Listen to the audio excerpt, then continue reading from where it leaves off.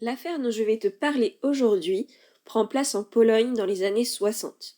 Nous sommes dans un contexte de guerre froide et le gouvernement polonais, dirigé par un président communiste, est un allié économique, politique et militaire de l'URSS. En faisant des recherches sur le paysage criminel polonais, je me suis aperçu qu'un bon nombre de tueurs portaient le surnom de vampires. Or, celui qui fait l'objet de cette vidéo a été surnommé l'Araignée Rouge. On peut le comparer à Jacques l'Éventreur, ayant pour point commun la nature des crimes et l'entretien d'une correspondance avec la presse.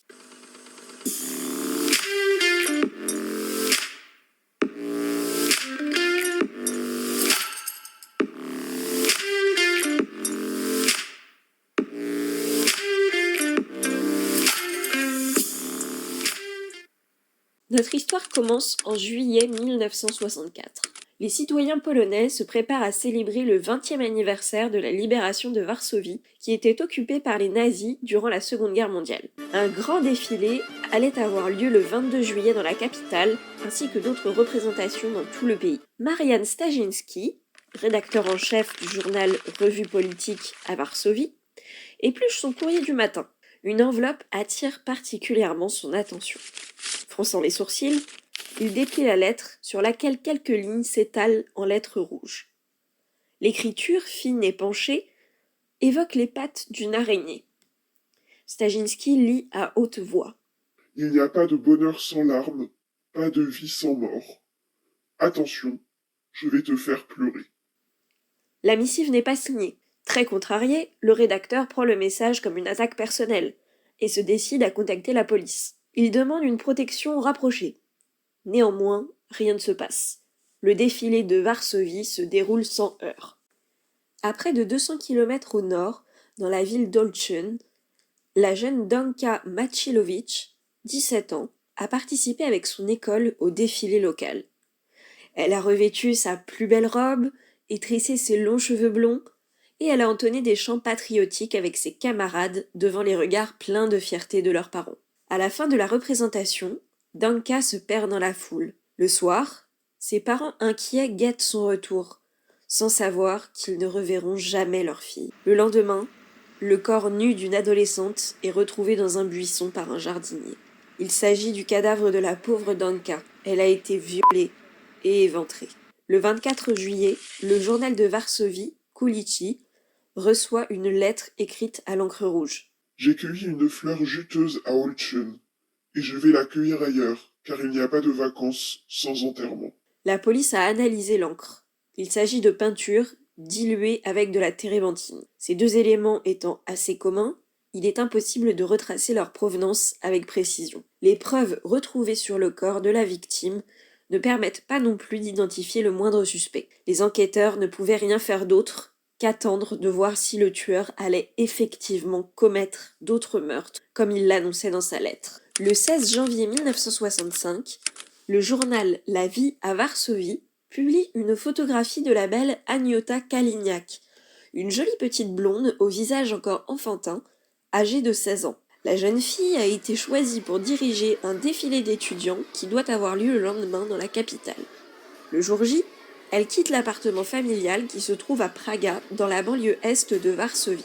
Pour se rendre au départ du défilé, elle traverse un pont sur la Vistule. La célébration bat son plein tout le jour. Quand vient l'heure de rentrer, Agnieszka, épuisée par des heures de marche, se fait raccompagner par un conducteur qui la dépose à 2 pâtés de maison de chez elle. Pourtant, Agnieszka ne regagnera jamais son foyer. Très vite, sa famille et ses amis organisent des recherches dans les environs pour tenter de la retrouver. Au même moment, les enquêteurs reçoivent une nouvelle lettre. L'écriture à l'encre rouge est désormais familière. Son contenu guide la police jusqu'à la dépouille d'Agnieszka, qui se trouve juste en face de chez elle, au sous-sol d'une usine. Le tueur lui a sans doute tendu une embuscade, la surprenant à son retour. Elle a été étranglée et un pic métallique dépasse de ses organes génitaux. À 300 km à l'ouest de Varsovie, à Poznań, le 1er novembre 1965, l'araignée rouge frappe à nouveau. Janka Popielski, une jeune réceptionniste blonde cherche à prendre le train pour rendre visite à son petit ami dans une ville voisine. Les conditions de l'attaque ne sont pas décrites avec précision, mais ce dont on est sûr, c'est que Yanka a été anesthésiée au chloroforme avant d'être violée, puis poignardée à l'aide d'un tournevis. Les mutilations infligées au corps de la jeune femme sont si insoutenables que la police ne les a pas communiquées aux médias. Le cadavre, caché dans une caisse de chargement, a été retrouvé 1 heure plus tard. Dès sa découverte, la police s'est déployée dans les trains et bus quittant Poznan, à la recherche d'un individu portant des vêtements ensanglantés. Malheureusement, aucun suspect n'a été appréhendé ce jour-là. Le lendemain, un journal local reçoit un courrier. En lettres rouges, l'expéditeur cite un passage du roman de Stéphane Jeromski, Popioli, paru en 1928. Seules les larmes de chagrin peuvent effacer la tache de la honte. Seules les douleurs de la souffrance peuvent effacer les feux de la luxure. Les meurtres se comptent désormais au nombre de 3, et le tueur ne semblait pas vouloir s'arrêter en si bon chemin. Pourtant, la police n'avait pas l'ombre d'une piste, et l'araignée rouge continuait de les narguer. Le 1er mai 1966, la Pologne célèbre à la fois la fête du travail et une fête populaire orchestrée par le Parti communiste. Ce soir-là, à Joliboche, une banlieue au nord de Varsovie, Marysia Galaszka, 17 ans, sort de chez elle à la nuit tombée. Elle est à la recherche de son chat, qui s'est encore échappé. Les minutes passent, puis 1 heure, puis 2. Ne la voyant pas revenir, le père de Marysia sort à son tour. Il l'appelle à plusieurs reprises, mais sa fille ne lui répond pas. De plus en plus inquiet, il parcourt le jardin, contourne la maison, puis décide de jeter un œil à son hangar à outils, juste pour être sûr. C'est alors qu'il fait une terrible découverte. Le corps de Marysia est là, inerte et atrocement mutilé. L'autopsie révélera qu'elle a été violée. Le major Chisnek de la brigade de Varsovie prend en charge l'affaire de l'araignée rouge. En étudiant le dossier, il constate que les 4 meurtres attribués à ce tueur en série ont tous eu lieu en période de vacances. Mais il juge peu probable que le meurtrier ait limité ses crimes à ces seules périodes. Une recherche nationale de crimes similaires a permis de découvrir 14 autres meurtres qui semblaient correspondre au même mode opératoire, bien qu'aucun n'ait été accompagné de lettres. En plaçant les meurtres sur une carte, Chisnek a noté que la plupart des scènes de crime se trouvaient dans des villes reliées par les lignes ferroviaires directes à Katowice et Cracovie. Jusqu'à présent, aucune de ces villes n'avait été attaquée. Selon Chisnek, le tueur évite de frapper trop près de chez lui. Il est donc fort probable qu'il réside près de l'une de ces 2 villes. Malheureusement, cette théorie ne fait pas avancer l'enquête. Katowice compte plus de 3 millions d'habitants, tandis que Cracovie en dénombre plus de 800 000. Autant chercher une aiguille dans une botte de foin. En 1966, la veille de Noël, 3 soldats prennent le train au départ de Cracovie pour se rendre à Varsovie. Souhaitant un peu d'intimité, ils décident d'ouvrir un compartiment réservé pour s'installer au calme. C'est avec horreur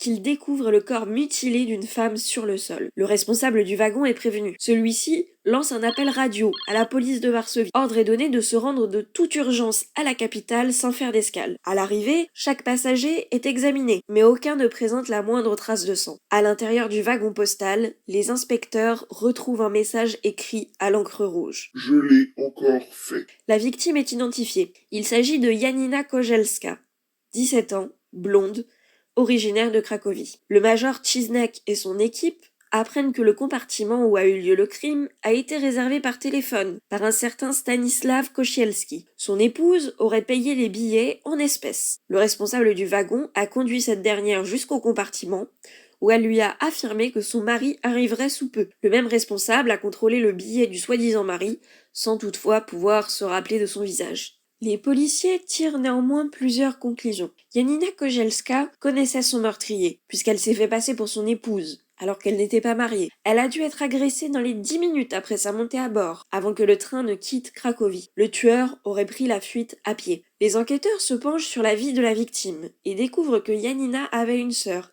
Aniela, qui, à l'âge de 14 ans, a été abattue à Varsovie 2 ans plus tôt. Le major Chisnek est convaincu que le meurtre des 2 sœurs était la clé pour résoudre l'affaire. Il interroge leurs parents. Les Kozielska ne peuvent suggérer aucun suspect. Le major apprend toutefois que Janina et Aniela ont toutes deux travaillé comme modèles à l'école d'art plastique de Cracovie et dans un club d'amateurs d'art. Il décide de creuser cette piste. Le club comptait 118 membres, dont la plupart étaient des notables respectés. Chisnek relève la liste des membres du club résidant à Katowice. Il n'y en a qu'un seul, Lucian Staniak, un traducteur de 26 ans, employé par l'imprimerie du gouvernement polonais. Ce dernier aurait voyagé fréquemment dans le cadre de son travail, bénéficiant de voyages ferroviaires illimités partout en Pologne. Ciznek fait ouvrir le casier appartement à Staniak. À l'intérieur était rangée une variété de couteaux utilisés pour la peinture sur toile, ainsi que plusieurs œuvres récentes. Force était de constater que l'individu préférait la peinture rouge. Une toile, intitulée Le Cercle de la Vie, attire particulièrement l'attention du major. Elle dépeint une vache qui broute une fleur. La vache est dévorée par un loup, lui-même abattu par un chasseur,